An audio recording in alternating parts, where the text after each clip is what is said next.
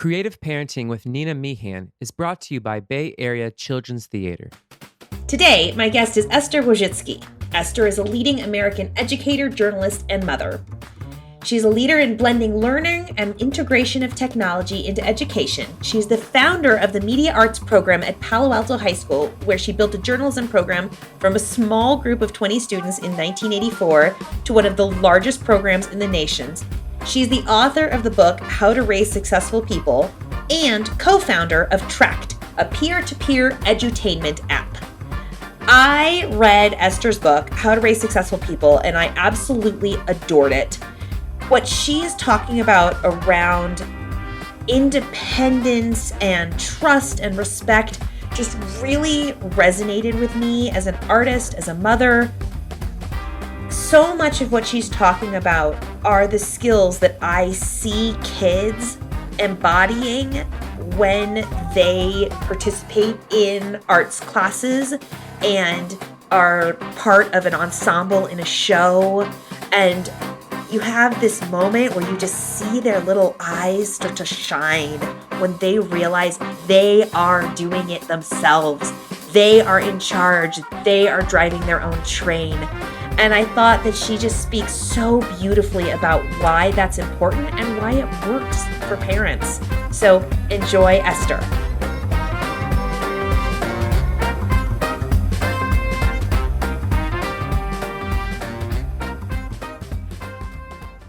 Esther, thank you so much for being here to talk a little bit about parenting, creativity, and kids.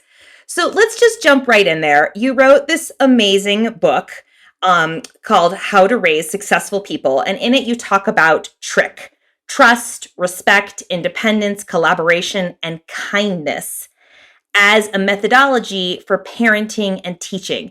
Can you explain a little bit about where that came from and how you came up with that wonderful acronym?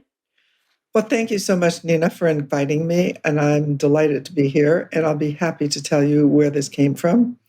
So it started when I was a young mother, and I was trying to do what I possibly could do to empower my daughters, because my number one goal for all three of them was to be empowered and to feel happy about what they were trying and good in their own skin. So everybody says, like, well, did you have this acronym back then? No, I didn't. I just had a goal. I wanted independent, happy kids. And I came up with this idea that if I was going to make them independent, I had to show them how to do something and then let them do it. And that's what I did. And once they learned to do it, they felt really good about themselves, sort of walking around like little peacocks. And it could be anything from, pouring your own cereal in the morning to riding a bike, to throwing a ball. It was literally anything. And as I was doing it, I realized that by the time they were 5 years old, they were already pretty able to do a lot of things and very self-confident. And I just continued this. There were no books out there. I didn't have any way to know whether I was following some educational theory or not. I just didn't. I didn't know. There was no internet. Sorry, everyone. It was just you had to trust your gut. You had to trust your gut. And I actually say that in the first page of my book. You had to trust your gut.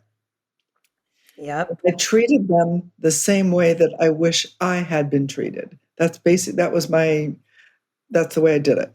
So it seemed to work for them. And then when they were a little older, I think Susan was in elementary school, and then I started in as a teacher again. And I first started out as a sub because I couldn't work full-time because they were still too little. And then I became a full-time teacher in 1984. And then I tried this methodology out on my classes. And let me tell you, it worked. It was shocking because my program started with 20 kids in it, and it grew every year. And, by 1998, I already had almost 100 kids in this program. And the question was, my God, what am I going to do with them all? And amazing. And it continued to grow. And then it turns out that this philosophy not only worked for me, because first of all, I was like, oh, maybe they just like me or something. My colleagues tried it out too, and it worked for them. And so, today the program has almost 800 kids in it. It's the largest media program in the United States. And I love that. it really is, because there's nothing more attractive to a child or a teenager than a place where they can feel good about themselves. And that's basically what I focus on. And there's no grade fear, because if you don't do it right, guess what? You just do it again. And, that's what school's for, to make mistakes. And so okay, maybe you'll make a lot of mistakes. Sometimes you make a few mistakes, but I don't care. Just do it again. And that philosophy is embedded in everything. And all the kids feel that's a really great way to work. And so they treat each other that way also. So there's a lot of collaboration and a lot of, you just need to edit this page, or, you have to think of a new idea for this. No, it's not considered something bad. It's considered part of the process. I love that. I mean, as you know, I have spent my world working with young people and families in the realm of theater and creativity.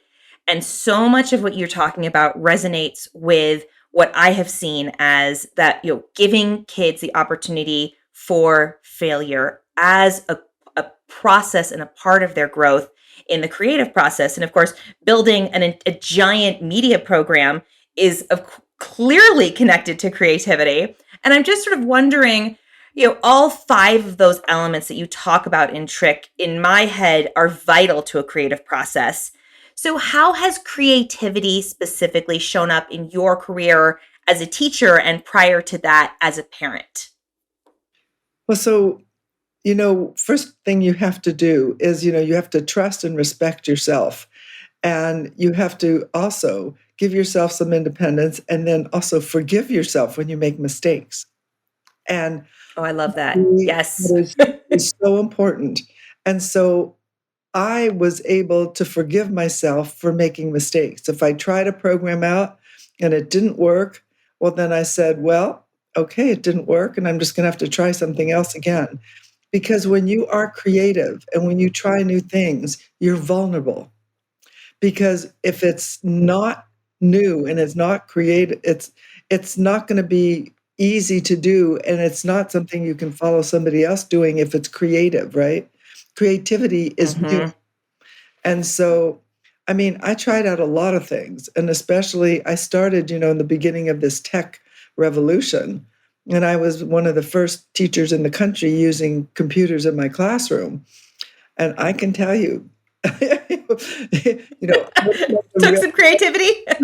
A really great movie, hilarious to watch that teacher making all those mistakes and those kids laughing their heads off, because I'm not sure I should tell you about all these crazy things that I did, but, you're a teacher and you're trying new things and you have a whole group. And so, usually the groups are 30 to 35 kids. And, if you make a mistake, it's a big deal because all those kids are, doing crazy things. But fortunately, doing that, what it did is it set a model for the kids, because I would do things, most of the time they worked, sometimes they didn't work, but it unleashed their creativity because they saw me recovering from this mistakes I made. And it wasn't so bad. I didn't beat myself up. And I just moved on to the next thing. And that helped them be creative. They were willing then to also take a risk. And they knew that I was always understanding and accepting if they were trying and then tried something else.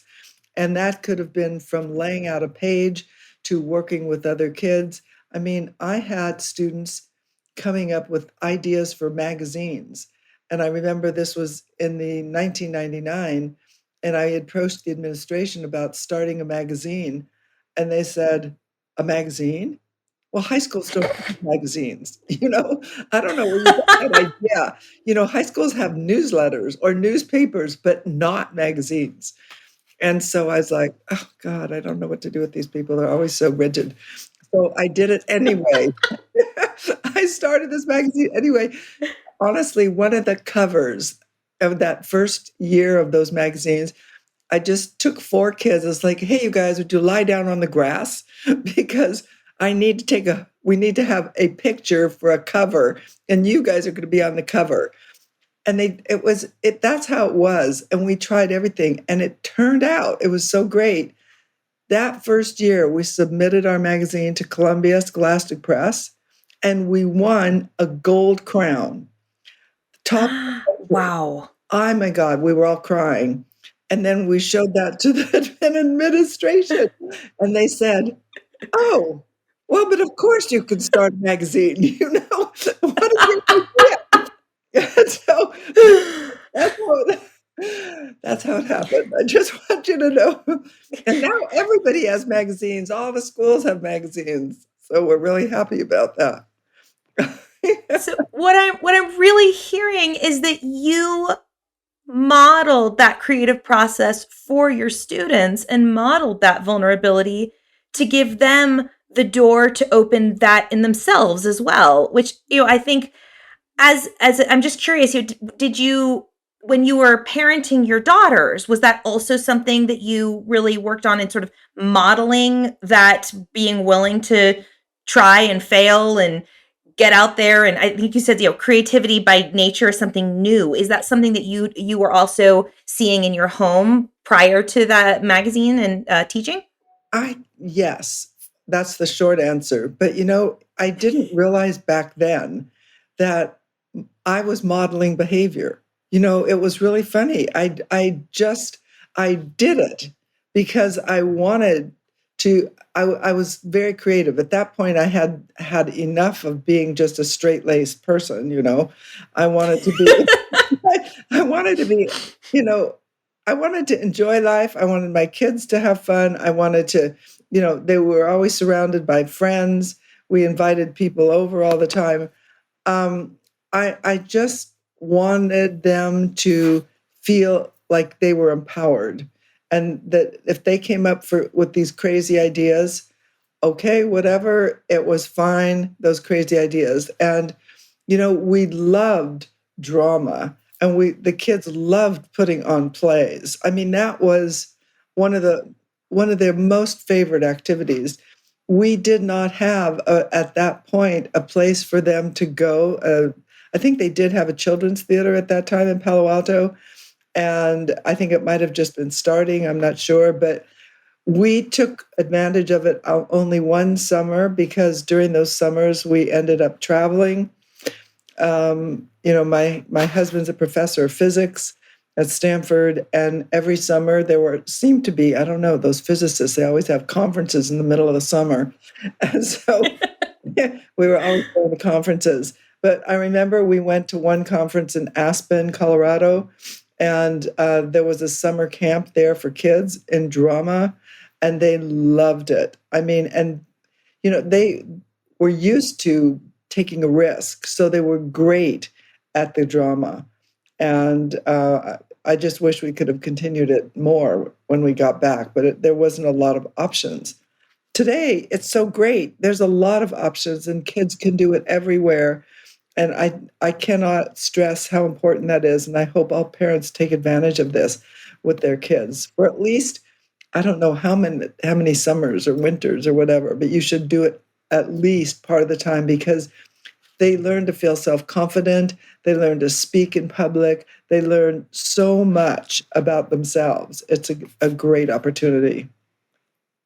All right, I'm just gonna hire you as the PR representative for all of those of us who make theatrical opportunities for kids happen. But what you're saying is that even when there wasn't a formal program, that you made space for them to get up and just be themselves and create their own worlds. Right. And I think that's something that's so valuable for parents. Right now, I often see that parents feel like they have to, control the environment and make the fun happen. And what I'm hearing is you said, oh, you have a crazy idea. Great. You go out there and do that. And I think that there's so much power for young people in making space like that. I agree 100%. And that's why, I didn't just because we didn't have a lot of money, I didn't buy a lot of toys. I bought a few toys and they used them over and over again. But I think creativity comes when you create something out of the things you have to make a toy or to make something fun for yourself. And my kids were always creating things out in the backyard. And they didn't they had a lot more freedom, I think, than kids do today. So they wouldn't run up and down the street. There were kids on the street, and they would go to someone's house and another person's house, and the school was down the street. Um, but I think even if you don't have that freedom, you can just don't over purchase, because when you do, you cut the creativity, because then they're following the instructions in the board games, or they're following the instructions. I mean, today you even buy arts and crafts things and they have instructions. They tell you how to use it exactly. And so it's like, really? Yes. I don't know about that. So I think just let them use it. If they make a big mess, I'll let them clean it up. It's not such a problem. So yeah, that's what I did, a lot of that. I think necessity kind of is the mother of invention. And so if they need to create and come up with a good idea, just let them do it. Yes. So now you recently, though, you yourself have been creating. You started Tract.app, a company which is specifically focusing on creativity and learning for kids in a really unique way. Can you tell us a little bit about that? Yeah, sure. So in the pandemic, first of all, I decided I wasn't going to teach in the pandemic, because even though they said, oh, this is just the flu and it's going to pass in a few months, I'm like, uh-oh, it looks like it's going to be here for a while. And I was right. And so I retired in June of 2020. And that was after 40 years in the classroom. I figured I probably had done a lot, enough, right? It's time to retire. And then just at that same time, I'd been working with a former student of mine, Ari Memar, and he decided he wasn't retiring, he was just quitting the company he worked for. And he wanted to help me with what I was doing, and I thought he was the perfect CEO. So we started Tract.app, and we launched in December of 2020. And what this is, it's a program where we try to recreate the creativity and the excitement that happens in my classroom online. And so this is learning paths that are created for kids 8 years old and above, 8 years to 14. And then kids 15 to 20 or 22 are creating those learning paths. So it's by kids, for kids.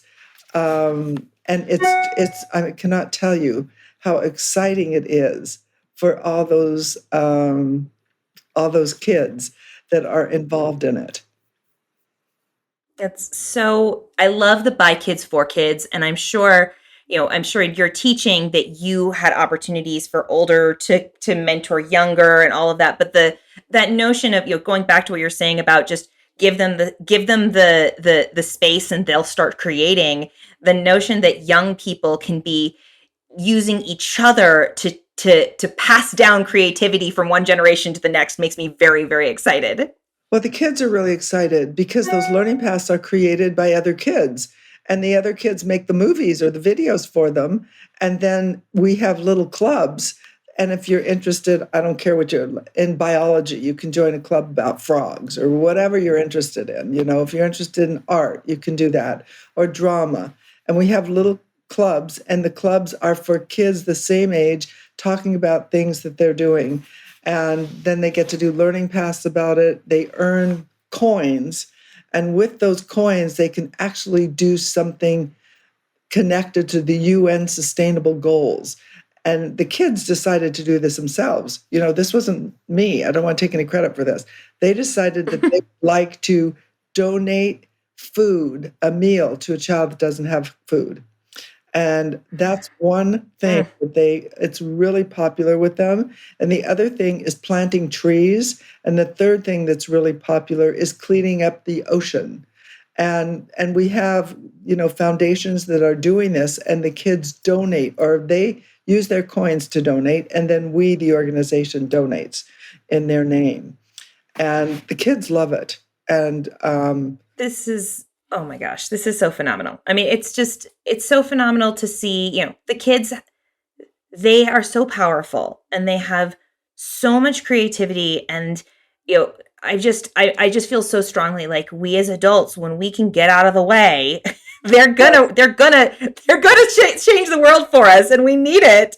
yeah. So in that line, I mean, I'm sure you've heard of the term helicopter parenting, and that we do have this world right now where there is this strong focus and emphasis in parenting on sort of carving the path for your child instead of allowing your child to carve their own path. And I mean, obviously, this is the world's biggest question, but what do you see as the key antidote to helicopter parenting that is sort of coming at us right now? So I'll tell you, the main thing parents should want for their kids is for their kids to feel empowered and good about themselves as they grow up to be adults, because they're going to face a world that's unpredictable. And they have to be creative. They have to come up with creative solutions and be able to adapt quickly, reskill if it's needed, do whatever it takes, and then also forgive themselves if they don't do it right. And this is the main thing you want for your child. And it doesn't matter if they go to some fancy Ivy League school and they then cannot do this. It'd be better to go to a junior college or go to any school and feel good about yourself than it is to go to a elite private school where you then feel bad about yourself and you're afraid to take a risk.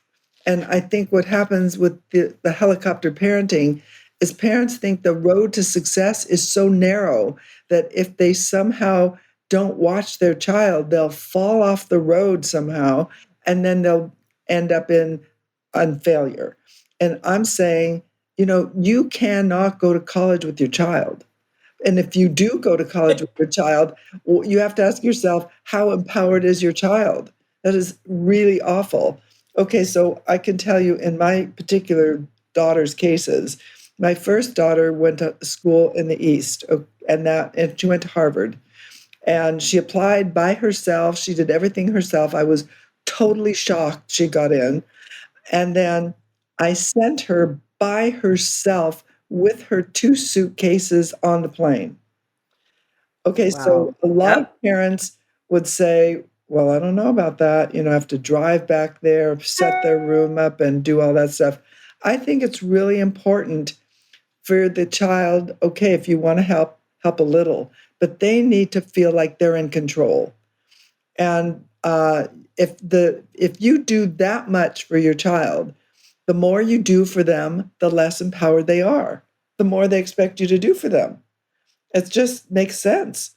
And so I think you want your child to be empowered. That's my goal. That's it. I don't care where they go to school. I don't care anything else. I just want them to feel good about themselves and to be empowered. Who would have ever thought we're going to have digital currency? Huh? Tell me that. Or, Yep. all this virtual reality and augmented reality and all that stuff. 10 years ago, would you have thought about that? No, never. Nope. And Certainly not on that very narrow road that you described, right? I mean, that's right. what I love that image. It's not a narrow little road. It's a wide open sea as long as we allow them to learn to swim. Oh, Oh, I think that is just such a powerful image. Esther, I just want to, first of all, I adore your book. I think you are a genius and you're phenomenal. And I just want to thank you for taking some time to chat with us. I've got 3 quick speed round questions. Can we go to some speed round? I love it. Amazing. Okay, here we go. If you could invent one completely crazy thing that doesn't currently exist and would make modern parenting a little bit easier, what would it be? Um, I think the main thing I would invent would be a group or a way for parents to support each other so that they would not be as worried about their child as they are. I would love to help parents relax. And when they relax, their kids relax. And those kids, I tell you, they're smart. You just have to give them that opportunity and believe in them. And yes, please, let's have something special Yeah. for parents. I love it. All right, I'm giving you like 27 snaps over here. Yes. Okay. So we a group that just de-stresses, relaxes the parents. Okay. Right. Speed round question number 2. What is the first creative product, like music, book, painting, a play, that you as a person or as a child or as an adult can remember feeling inspired by or connected to? So I think the first thing that I did as a child that was creative is I played the violin. And I played the violin. The school back in those days, they gave us music lessons starting in second grade. And somehow I seemed to be talented enough to proceed and become part of the orchestra, and then played the violin for 10 years in an orchestra. So that was probably my most creative thing. But the second one was a journal that I kept for myself. I wrote down, and my handwriting was not so great. I can tell you I was not a genius at the beginning. And some of the stuff I wrote is pretty funny for me to go back and look at what I wrote. So, but that it was important for me. That those were my special things. Playing that violin, I remember walking back and forth to school with it all the time. Why they don't have kids doing music lesson in elementary school anymore, beyond me. I don't know. And that's our next podcast. We'll go there. But yes. So what I'm hearing is you creating music. And then, of course, I mean, it makes sense to me that the written word would be powerful, because then you went and have, literally brought that to thousands and thousands of kids over the years. So I think that's so special that that's something that you connected with as a young person as well. And then last but not least, what is one word or like a catchphrase that you said most often to your daughters when they were growing up, or possibly to your students? It's okay to do it again. Just revise. I'm just going to repeat that because I love it so much. Like, I literally just felt calmer just hearing you say those words. It's okay to do it again. Just revise. Oh, Esther, this has been so phenomenal. I appreciate you so much. Thank you for giving all of the parents who are listening an opportunity to hear your wisdom and to share it with us. Any last thoughts you would like to share with anyone? I know we all have this challenge from the pandemic. And what I'd like parents to think about is all the other skills that their kids learned in this pandemic. It wasn't a learning loss. It's a learning gain. And they had the opportunity to learn lots of other things, grit and patience and collaboration. So don't worry if they haven't memorized the missions and the state capitals. They'll do it eventually. As the mom of 3 kids, you just literally gave me the goosebumps. Yes, yes, yes, and thank you so much for your time, and I really appreciate it. Have a wonderful rest of your afternoon. Thank you. Thank you again for inviting me.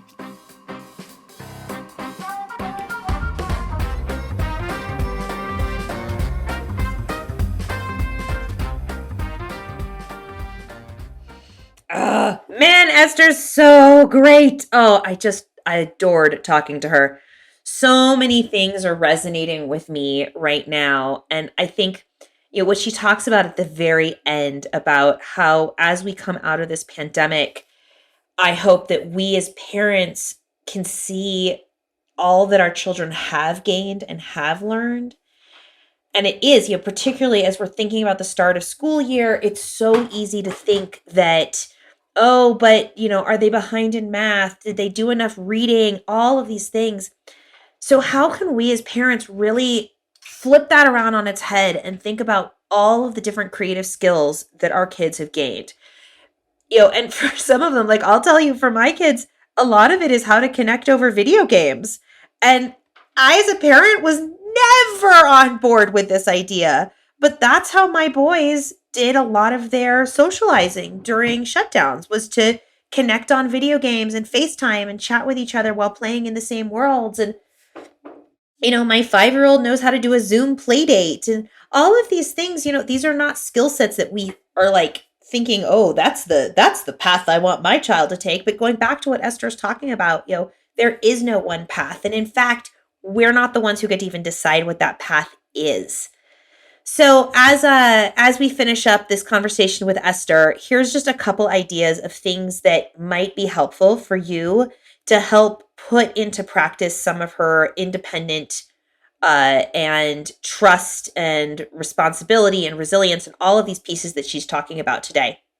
So anytime our kids can be the ones who are in charge of their own creative worlds, we are trusting them and we are showing independence. So, put a giant pile of random supplies in a box and hand it to them. We're talking tape and pipe cleaners and cardboard and anything else you can find around your house. Paper plates. I love paper plates for those kinds of moments. And give it to them and say, hey, all right, this is yours. What can you create? And let them struggle and let them figure it out. And I guarantee you that something super cool will come out of that. Another game that's a lot about independent thinking. It's a story game you can just do around your table at night, which is just a one-word add-on story. So you can start with once upon a time there was a, let them fill in the blank. And then allow them to continue the story one sentence at a time. Once upon a time, there was a zebra. And what did the zebra do? Let them tell you what the zebra does and keep that story going. I guarantee you it'll end up in something completely ridiculous, but that's okay. That's the whole point. Give them the power to decide where the story goes. I hope you enjoyed Esther as much as I did. Thanks so much for listening.